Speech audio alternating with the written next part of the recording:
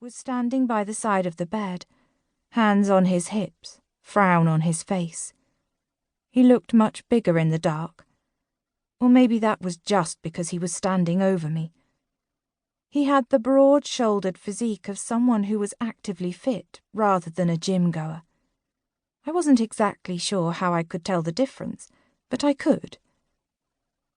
I watched him watching me, groaned and flopped back down, covering my eyes with an arm again. I wasn't doubly dead.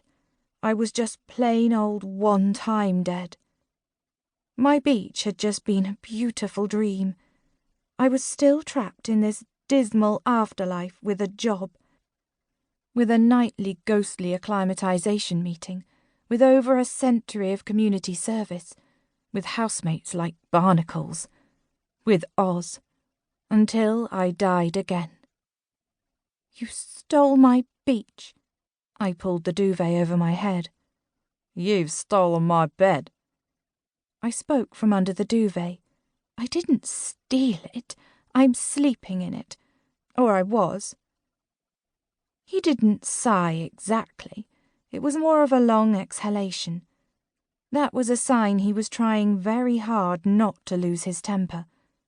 I was very accustomed to those signs. Why are you sleeping in it? Because everyone else is sleeping in mine. He pulled the duvet down from over my face. You can't stay here. Then get everyone out of my bed, I said, and pulled the duvet back up over my head. He pulled the duvet down again. I thought you were getting along. We are getting along. We'd get along a lot better, though, if they didn't climb into my bed every other night. They just want to be my friends, I know.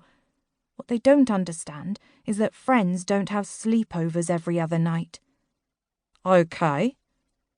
Oz nodded slowly as he stepped back from the bed and folded his arms. I hated it when he did that, because it always made me focus on his biceps. So, what do you want to do? He asked, calling my attention away from his biceps and back to the problem. I rolled over and pulled the duvet back up. I want to get back to my dream, which, due to Oz's interruption, was now likely to feature a hunky, scantily clad waiter that might resemble a certain parole officer. I tried very hard not to think about that, though. As my parole officer, Oz had some sort of supernatural connection to me, which meant he could sense my emotions. I called it illegal surveillance. He called it a handy tool to help gauge my adjustment. You can't stay in here, he said. Why? Because it's my room. You're letting them sleep in my room? Yes. Oz yanked the duvet from the bottom of the bed so I couldn't pull it back over my head and ignore him. I rolled onto my back and propped myself up on my elbows to see him staring down at me. But this is inappropriate. Right. Me sleeping in your empty bed is inappropriate, but me sleeping in a bed with 3 women is perfectly acceptable. I pointed a finger at him. You have odd standards of acceptability. Bridget. Look. I pushed myself upright, since it was hard to argue with any type of authority while lying down. I just want a good night's sleep, that's all. So the way I see it, you have 3 choices here. 1, you can oust the others from my room so I can go back in there. 2, you can sleep in here as long as you promise not to get frisky. Or 3, you can sleep on the sofa. Oz inclined his head in a nod. 4, I could drag you out and dump you in the hallway. I shook my head at him. You don't want to do that. Why not? I bite.